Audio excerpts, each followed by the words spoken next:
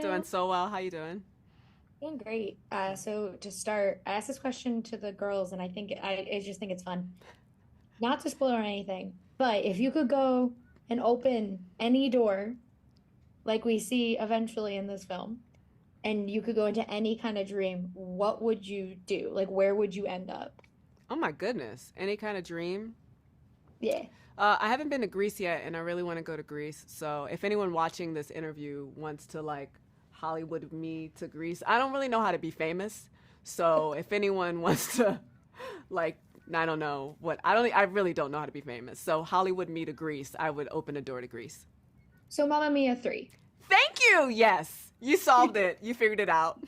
You're down for Mamma Mia You 3. figured it out. You did that for me, girl. When I think it's this movie is very fun to me because just to be very honest, I'm a Jurassic Park fan. So like talking to you, I'm like, yeah, Dominion, and it makes me just very happy. But also, you went from starring in like a big budget action Hmm. movie with dinosaurs chasing you to Chauncey, who doesn't quite know what to do with his arms. Yes. It's not like this. But when you are switching genres and you are doing like that horror thing where there's a guy in darkness in the background, what for you is kind of the fun of getting to dive into that and know that like the audience is on the edge of their seat for a completely different reason? Yes, I love it. The main fun for me was just going from a role where I'm just like, you should, girl. All the behind the scenes footage on Jurassic is literally me pumping iron before the takes. It's just literally me with resistance bands being like, okay, all right. So, fun number one is not having to do that, you know? First things first, is just playing a character that's like the complete opposite direction, playing someone who you're like, I don't know if she's gonna make it. Like, I'm just not sure. She doesn't feel up to the task quite, you know? So yeah, it was a blast. And to your point about just playing with creatures, it's actually really difficult as an actor who loves other performers to remember to be in the scene and to not just be like eating popcorn during the show. Because I think puppeteers and creature performers are so extraordinary and so watchable. Yeah, and that's one of my favorite parts about the like end of this movie was the minute we kind of get into that world, I was like, this is Labyrinth. Like David Yes, Bowie's just gonna appear with like a glass ball and just start walking down some stairs. Because I was like, this is giving me it's Labyrinth vibes. giving.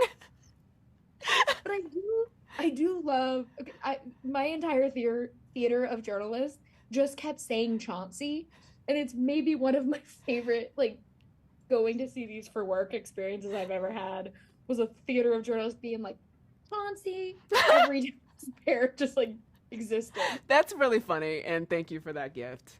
I can't wait to see Yeah. this movie with audiences. That's really funny. Yeah, I hope it's a universal experience that everyone just goes Oh, Chauncey whenever. Chauncey, like Chauncey, what you, Chauncey?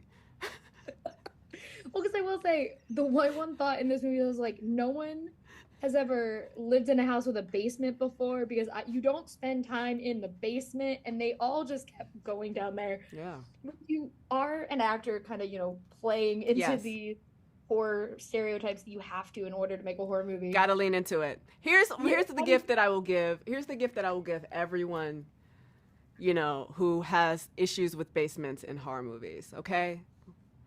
Jessica Barnes just moved back into this house. She has basement renovations plans, okay? She was gonna turn it into a game room. You know what I mean? Like, once she completed this book that she needed to complete it for her job, she was gonna renovate this basement for them stepkids. And that's the plan. Just that's my gift to you. There's plans for the he had basement. plans for the basement. It wasn't just going down into the basement all the time.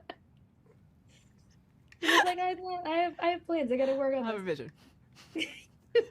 I do love like you and Tom established this relationship between these two right out the gate. It's very sweet, Very and sweet. I'm like, oh, I understand everything I need to.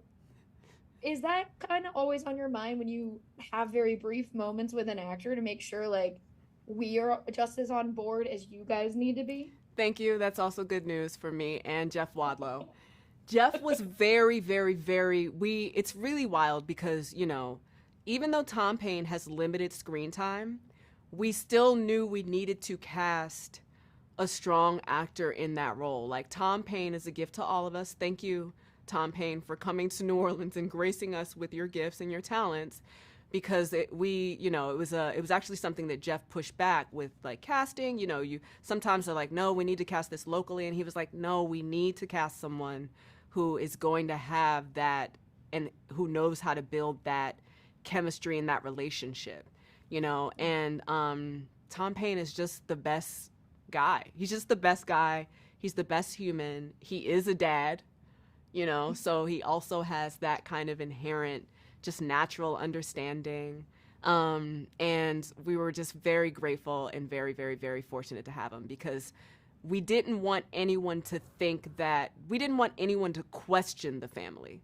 Mm-hmm. Like, we needed the foundation of her relationship and of that family to feel like that was never the question. Do you know what I mean? And otherwise the audience wouldn't be along for the ride if we weren't rooting for this family to make it. And he is our patriarch. So shout out to TP. And speaking of New Orleans, listen, I'm a spooky girl. I love Madame LaLaurie. I wanted to go and see I don't love her. I like learning about her. Understand. But New Orleans in general, it's haunted. You're trying to say it's haunted. It's haunted. It's a haunted city. When you go. It's haunted. How does that help you when you're filming to be like, I'm also in the probably most scary city in all of the U.S. because there's ghosts just everywhere? It's haunted. It's the most haunted city in the United States. Yeah. I think that's why they keep filming horror movies there. I'm personally convinced. And all you can do in that scenario is just pray to your ancestors and whatever spirits are lurking around that they just leave you alone. You know what I mean? Like, I was like, y'all just let me know what y'all need, and I will. You need some water? Do you want me to put out a bowl? Whatever it is. You need a bowl of water? You thirsty? That was me in New Orleans. I'm not even joking. I was walking around with sage spray. I had sage spray on set. Good. It's just like, please don't haunt me for real. This is play. This is make believe. Chauncey's gonna just come home with you, like Annabelle. No. For my last question, listen, when that neighbor kept popping up, I was like, I cannot trust this lady. Is there a character in this movie that you would trust if you had a Chauncey situation? Like, if you were like, I gotta fight this bear, who would you trust to do that with? I mean, if the man wasn't on tour with his band or whatever, it'd be Max. If he wasn't off making money for the family, I guess, then it would have been Max. But as it stands, clearly, Taylor. Yeah. I do think I was just like, no, Jessica's the breadwinner. He's just like, here's my little hobby. I gotta go do my hobby and play music. And Jessica's books were just like funding their life. That's really funny. We kept joking about it too, because she's moving into her childhood home. We kept being like, ooh, Max came up. And he's like, I just get to go tour with my band, the Kings of Leon. I love that for her. I love it so much. I love it. But thank you so much for talking with me. I hope everyone says Chauncey when they see this movie and have a blast. You're the best. Thank you. Thank you. Have a great one. Bye.